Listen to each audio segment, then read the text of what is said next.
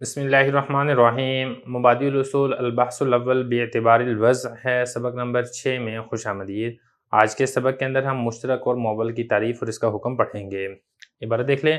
المشترک لفظ وضع لمعنیین مختلفین او لمعان مختلفۃ الحقائق کجاریۃ والمشتری والقرئی حکمہ اذا ارید احد معانیہ لا یراد معناہ الاخر۔ المؤول لفظ ترجیح بعض معانیہ بغالب الراجح کترجیح معنی الحیز من القرء عند الاحناف حکمہ وجوب العمل به مع احتمال الخطأ۔ ترجمہ دیکھ لیں۔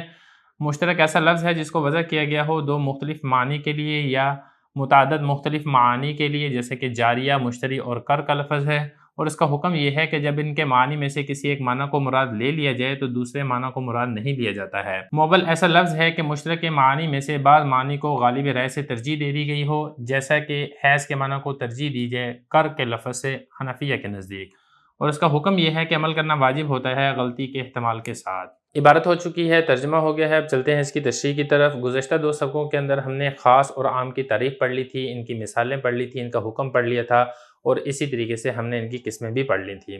آج کے سبق کے اندر جو باقی دو قسمیں ہیں، مشترک اور موول، ان کے بارے میں ہم پڑھیں گے۔ سب سے پہلے بات کر لیتے ہیں مشترک کی۔ دیکھیں، مشترک وہ لفظ ہوتا ہے جو دو یا دو سے زیادہ ایسے معنی کے لیے وضع کیا گیا ہو جن کی حقیقتیں، یعنی ان کی جو ماہیت ہے، ان کی جو حقیقت ہے وہ مختلف ہوں، آپس میں ملتی جلتی نہ ہو۔ اب اس کی کچھ مثالیں لے کر رہے ہیں، جیسا کہ جاریہ۔ اب یہ جو جاریہ ہے اس کے دو معنی ہیں۔ ایک جاریہ باندی کو، لونڈی کو بھی کہا جاتا ہے، اور کشتی کو بھی جاریہ کہا جاتا ہے۔ کشتی کے معنی کے اندر سورہ حاقہ کے اندر یہ استعمال بھی کیا گیا ہے۔ اور اسی طریقے سے مشتری کا جو لفظ ہے، اس کا ایک معنی تو ہے خریدار، اور اسی طرح اس کا ایک دوسرا معنی بھی ہے ایک ستارہ، اس کا نام بھی مشتری ہے۔ تو یہاں پر بھی دو مختلف معنی کے لیے مشتری کا لفظ استعمال کیا جاتا ہے۔ اسی طریقے سے تیسرا لفظ لے کر ہیں کر کے بارے میں آپ کو بتا چکا ہوں، اس کے بھی دو معنی ہیں، ایک معنی اس کا حیض ہے اور ایک معنی اس کا طہر ہے۔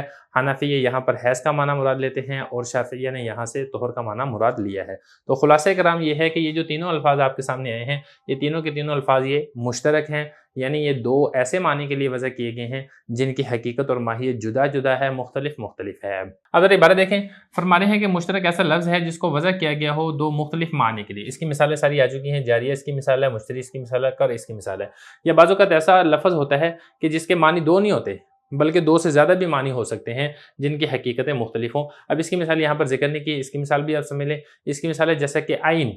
اب یہ عین ایسا مشترک لفظ ہے کہ جس کے متعدد مختلف معنی ہیں، ایک اس کا معنی آنکھ ہے، ایک اس کا معنی گھٹنا ہے، اور ایک اس کا معنی چشمہ ہے۔ حکم ہو، یہاں سے ہم مشترک کا حکم بیان کر رہے ہیں کہ جب مشترک کے معنی میں سے کسی ایک معنی کو مراد لے لیا جائے تو پھر دوسرا معنی مراد نہیں لیا جاتا ہے۔ اس کی مثال پہلے آ چکی ہے، جیسا کہ کر، جیسا کہ میں نے آپ کو بتایا تھا کہ اس کا ایک معنی حیض ہے اور ایک معنی اس کا طہر ہے۔ حنفیہ نے جب اس کا حیض والا معنی مراد لے لیا ہے تو اب کر کے لفظ سے حیض ہی معنی مراد ہوگا، آپ دوسرا معنی طہر اس سے مراد نہیں لے سکتے ہیں۔ تو یہ فرمایا کہ مشترک کا حکم یہ ہے کہ جب اس کے معنی میں سے کسی ایک معنی کو مراد لے لیا جائے، لا یراد معناہ الاخر، تو پھر اس لفظ بول کر دوسرا معنی یہ آپ مراد نہیں لے سکتے ہیں۔ مشترک کی تعریف آگئی، اس کا حکم آ گیا۔ اب اس کے بعد آخری قسم دیکھیں، موول۔ موول کے بارے میں بتا رہے ہیں کہ موول جو مشترک کے مختلف معنی ہیں، جب ان میں سے آپ کسی ایک معنی کو غالب رائے سے، ظن غالب سے ترجیح دے دیں گے تو پھر وہ جو لفظ ہے وہ مشترک نہیں رہے گا بلکہ وہ مؤول ہو جائے گا۔ مؤول کا مطلب ہوتا ہے تعویل کیا ہوا، یعنی تعویل کے ذریعے سے کسی ایک معنی کو آپ ترجیح دے چکے ہوتے ہیں۔ مثال وہی قروء والی مثال ہی ہے کہ کر کے معنی کو جب آپ نے غالب رائے سے ترجیح دے دی ہے حیض کے معنی میں، تو اب یہ جو قروء کا لفظ ہے، یہ جو کر کا لفظ ہے، اب یہ مشترک نہیں رہے گا بلکہ یہ مؤول ہو چکا ہے، کیونکہ اب اس کے اندر غالب رائے سے ایک معنی کو ترجیح دی جا چکی ہے۔ تو یہ بتا رہے ہیں کہ لفظ ایسا لفظ ہے ترجیح ترجیح دے دی گئی ہو بعض معنی ہی، اس کے بعض معنی کو، یعنی کہ اس کے معنی میں سے بعض کو۔ یہ جو معنی میں جو ہی ضمیر ہے یہ مؤول کی طرف نہیں لوٹ رہی بلکہ یہ لوٹ رہی ہے مشترک کی طرف، یعنی مشترک کے معنی میں سے بعض معنی کو ترجیح دے دی گئی ہو غالب رائے سے، جیسا کہ ترجیح دینا حیض کے معنی کو کر کے لفظ سے عند الاحناف، حنفیہ کے نزدیک۔ تو جب حنفیہ نے کر کے لفظ سے حیض والا معنی اس کو ترجیح دے دی گئی ہے تو اب یہ جو کر کا لفظ ہے یہ حیض والے معنی کے اندر مؤول بن چکا ہے، اب یہ مشترک نہیں رہا ہے۔ حکمہ وجوب العمل به مع احتمال الخطأ، یہاں سے مؤول کا حکم بیان کیا جا رہا ہے کہ مؤول کا حکم یہ ہے کہ جب آپ نے کسی ایک معنی کو ترجیح دے دی ہے غالب رائے سے تو اب اس کے اوپر عمل کرنا واجب ہے مع احتمال الخطأ، لیکن اس کے اندر خطا کا احتمال بھی ہے۔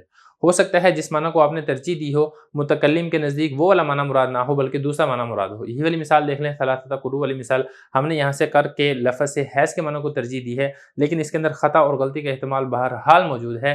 मुमकिन है कि अल्लाह ताला की मुराद यहाँ पर हैज़ ना हो, बल्कि अल्लाह ताला की मुराद यहाँ पर तोहर हो, जैसा कि शाफिय्या का मज़हब और मसलक है। वो माना जिसके लिए लफ्ज़ को वज़ा किया गया है, इस माना के एतबार से लफ्ज़ की 4 किस्में बनती हैं, ख़ास, आम, मुशतरक, मुअव्वल। ये यहाँ तक मुकम्मल हो चुकी हैं। अब जो दूसरी तकसीम है वो हम इंशाअल्लाह इससे अगले सबक से शुरू करेंगे।